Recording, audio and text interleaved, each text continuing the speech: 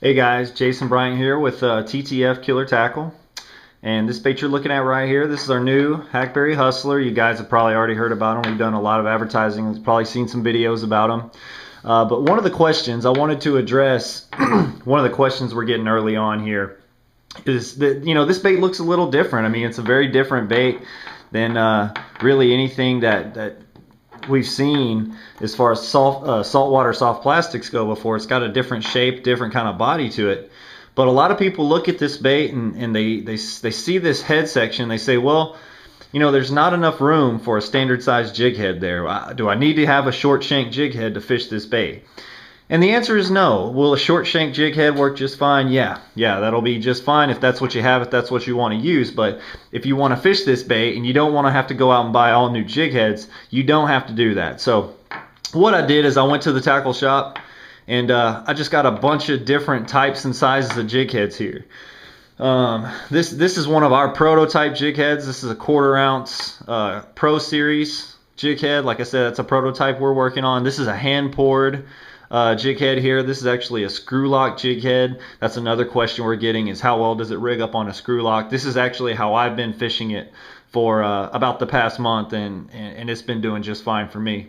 But you see, I got 3 other chartreuse jig heads here, and none of these are what would be considered short shank jig heads. And actually, this jig head here is rather large. It's got a longer shank and a really wide gap. It's a 3/8 ounce head, and I can compare it to this one right here, and you'll see the difference right there as far as the actual length of the shank of those 2 hooks. And you see this one has a much longer shank, and yet it still rigs up just fine. So to answer the questions, these baits will rig up no problem on your standard size jig heads that you already have.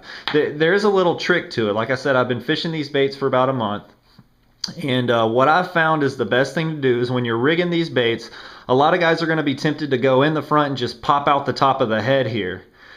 And that's one way to do it. If you have a short shank hook, that'll work fine. But on a standard shank hook, what you want to do is come out, go in the head, and if you look at this bait, what it is, it's got a head section and it's got these 2 segments right here that I'm stretching out. If you can see them, these 2 body segments right here, they're thin segments, and what that does is it gives this bait a ton of action. You can see the tail, it just basically has a free swimming motion. So those 2 body segments are really what give this bait all that tail action. But people see that and they see this short head and they say, well, there's nowhere to put a jig head. Here's the deal. On your jig heads, you can see the way this one is rigged. I used a glow bait as an example because you can kind of see through it. If you'll go in the front, and then instead of coming out the top of this head, what you want to do is come right out the back, right here in front of these first segments. And that's what I've done here. And if you'll look, that bait rigs up just fine on the jig head. It's nice and straight. It's going to swim great. And that's one thing about this bait, though. Buzz Stansel, the guy who designed this over at Hackberry Rod and Gun, he designed this bait. It's got a flat bottom, and with the upturned paddle tail in the back, this bait, you really can't rig it wrong. You can rig this bait, and I've tried it a bunch of different ways. You can rig this bait basically incorrectly with a lot of bend in the plastic. A lot of people who don't have a lot of experience putting soft plastics on jig heads, when they first start fishing them, they get them all bent out of shape and crooked and twisted. And you know what? With this bait, that's fine.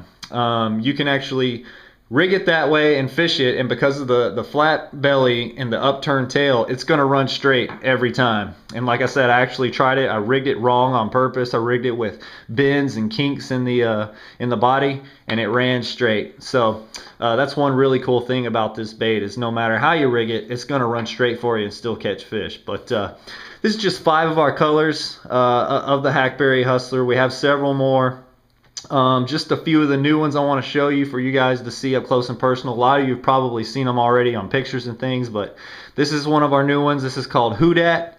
This has a shimmery gold back, and if you turn it over, it's kind of a clear gold belly with a gold and black flake in it.